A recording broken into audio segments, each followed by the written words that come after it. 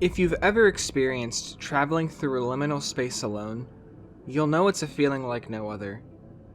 The contained space in question feeling lonely and isolated, yet still so purposeful. It's for this reason as to why I believe they evoke such an emotion that has cemented its popularity within certain corners of the internet. We capture them through the lenses of our cameras, and sometimes recreate them in the digital realm. However, I find that liminal spaces are not something which can be created. Due to the transitory nature of liminal spaces, they are not something that can be conjured or fabricated within the realm of art.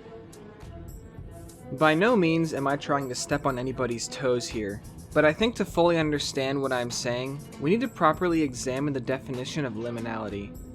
Liminality is defined as the middle part. It is regarded as the time or space in between, not having a beginning or end.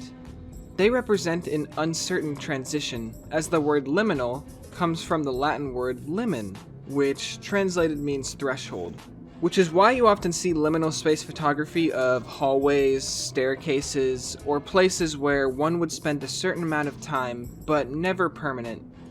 Places like malls, hotels, pools, playgrounds, and yes, even grandma's house. By their nature and this definition, they're not something that can just be created. I have to bring attention to the fact that replication is different from fabrication, because I know for certain there are some out there who are watching this right now who have made artworks based on or using liminal spaces. So let me clarify. Basing an artwork off of a liminal space or using a liminal space as a reference is not creating a new liminal space. Replication is considered the action of reproducing something or even copying it, while fabrication is the action of manufacturing something entirely new.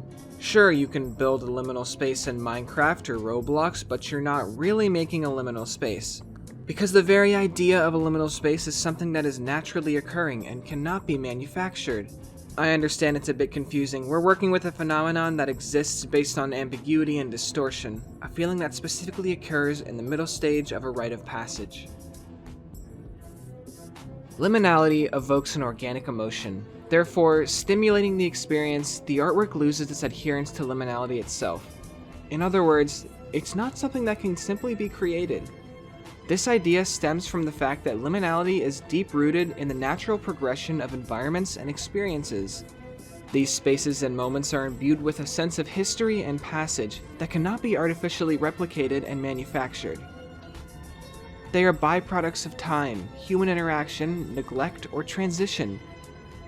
The emotions they evoke, feelings of nostalgia, eeriness, or contemplation, are a direct response to these elements.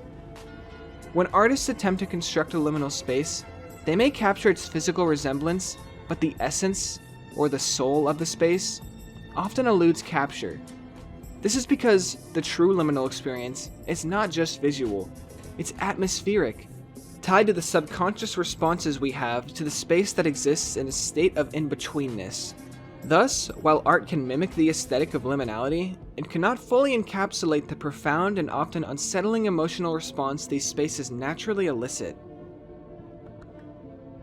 The unique allure of liminal spaces lies in their inherent unmanufactured nature.